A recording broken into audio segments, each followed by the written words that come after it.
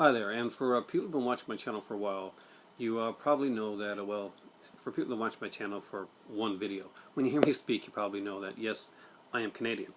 And I decided that after getting a few messages and emails about certain things, I've had people ask me about Canada, about the movie industry down here, about television programs, different questions. I decided I'm going to start a new segment called Canadian Content.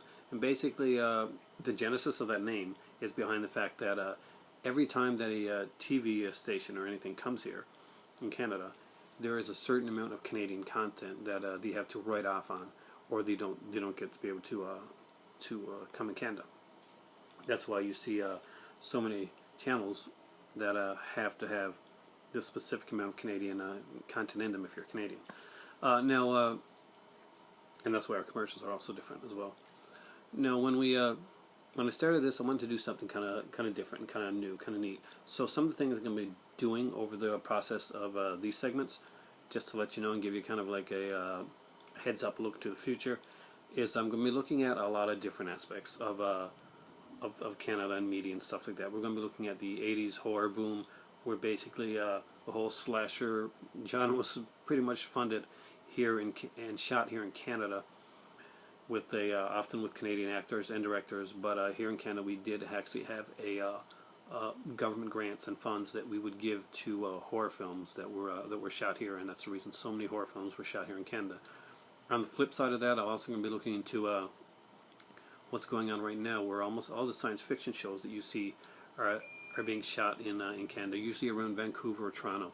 Usually Vancouver. Vancouver tends to be the place for that. And that all probably started with a little show called X-Files, which had most of its seasons actually shot there. I'm going to be looking at some of the actors that are Canadian that you may not be aware of, and even some of the voice actors that are Canadian. If you grew up watching the original Spider-Man series in the 1960s, then that actor that played Spider-Man was Paul Soles, a famous Canadian actor, and somebody that as a kid I grew up with on many different programs. He was actually in the latest Incredible Hulk film. Bad film, but he was the guy behind the counter with talking to Bruce Banner. And it was cool to see him. If you watch the movie again, listen for his voice. He is Peter Parker, he is Spider-Man. The entire cast of that series, in fact, was Canadian. And today I wanted to start off with something kind of fun and kind of innocent and kind of important and popular. And that is a production company that makes some fantastic family shows and family films, and that kind of guided some of my watching when I was younger. When I was younger, one of the girls on TV that I totally fell in love with was an actress by the name of Megan Follows. We'll probably get into more in one of my other Canadian content segments. She started on a series called Matt and Jenny. The series was about a brother and sister that were looking and searching for their through their family, through their parents, through the Canada, different areas in Canada, Canada Wilderness. It was kind of like a period piece, kind of an adventure show, family show. And now the show, what made her famous here in Canada was, of course, the PEI character of Anne Shirley. Anne Shirley is a character in a series of books by Lucy Maud Montgomery. And of course, the first and most popular, my feet are falling asleep, of those books was a book called Anne of Green Gables. Now, Anne of Green Gables, think of if the Waltons was a little bit more interesting or had better characters. No, I'm not a big fan of the Waltons. But yeah, think Little House on the Prairie. It's a very Little House on the Prairie, except if you read the book Little House on the Prairie, there's some pretty terrifying moments in it, describing the skinning of the animal. Oh, anyway, yeah, I read it to my kids. Regretted that. But Anne of Green Gables is just a fun one, and it was made into a miniseries. And it was made in, and I'm checking over to see what year this was made, because I do not remember. Wow, was it that long ago? What? 85. So, okay, I was young. And totally smitten with Miss Anne Shirley. The sequel to the series was done a couple years later, I think, and that was called Anne of Green Gables, the sequel. I kid you not, it's not the most inventive name, and I gotta be honest, it wasn't the The acting was great, the photography, the scenery was fantastic, but I didn't like the sequel as much as I liked the first one. And the third one was, well, the continuing story. Now, after that, Megan Falls moved on to other things. Colleen Dewhurst, of course, was in those as well. If you're familiar with those names, I applaud you, especially Colleen Dewhurst, since she is a phenomenal actress on stage and screen.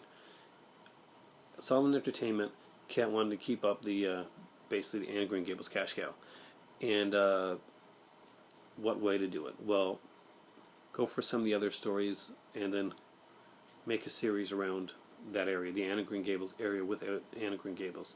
Do an afterwards series, and they did one called The Road to Avonlea.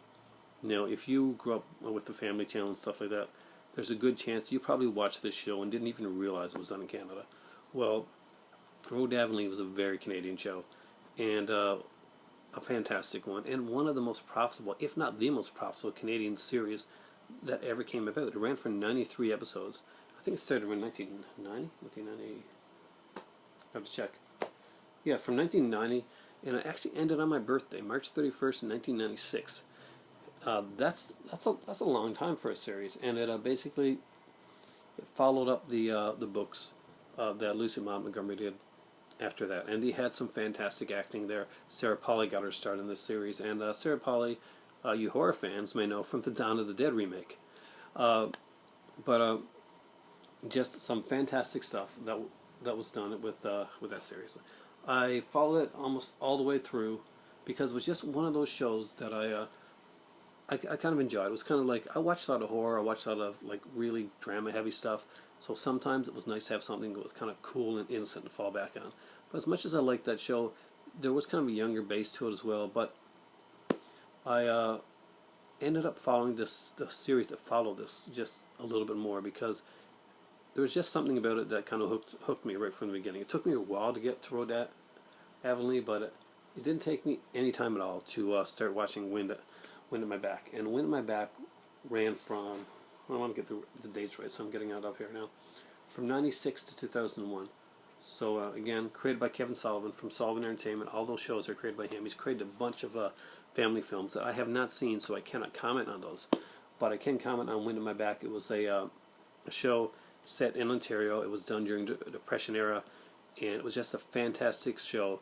Great character study, great actors, great dramatization, and if you ever get a chance to see it, it's really worth checking out. It's not, there's no over adventure storylines or anything like that. It's a drama, it's a period piece, and it works in the time that's in.